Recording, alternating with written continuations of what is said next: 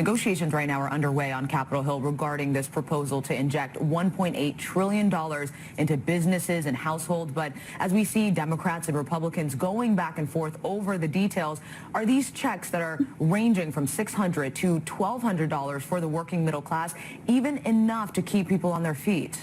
It's really not enough, and a lot more needs to be done. We have to look at what the core issue is, and the core issue is people are losing their jobs. So the problem here is to preserve the jobs, not necessarily send people checks. So I don't really think that this is going to solve the problem. It may help if they can get it passed, but they really need to redirect help towards the small business owners and the employers. And this crisis has pushed the stock market into turmoil. We saw stock futures hit limit down as soon as they opened. Can you tell us what this means for Americans' 401k plans?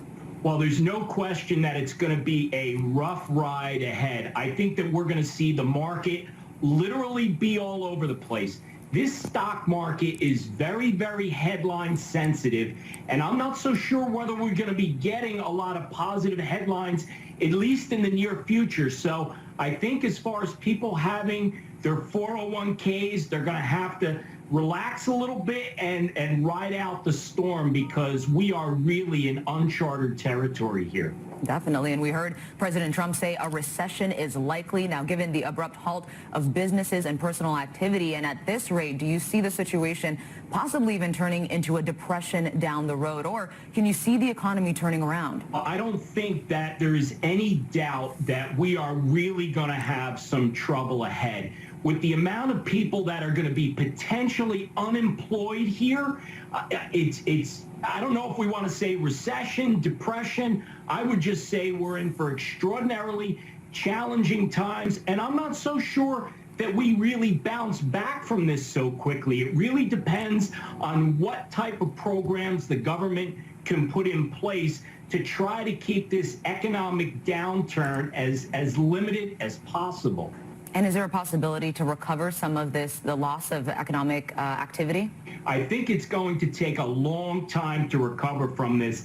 If we are going to be down for a 10 or 12-week period where people can't leave their house, I think it's going to be a really, really long road if we're in that situation. And lastly, can you touch on some of the realities that wage workers, for example, are facing given the uncertainty of this situation?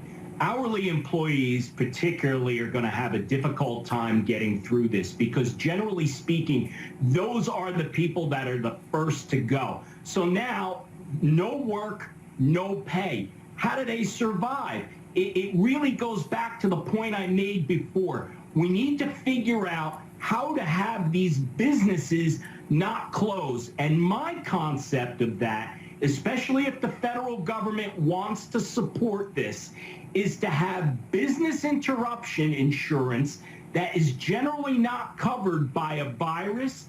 Have the federal government guarantee that interruption insurance. That will keep businesses running. That will keep employees getting paid. I think that's our best route here.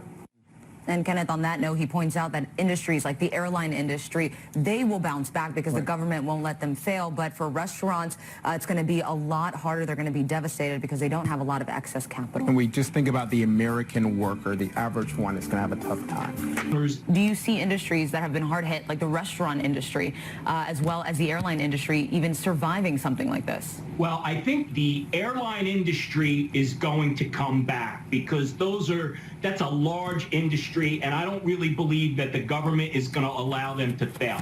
However, an industry like restaurants, they are going to be devastated.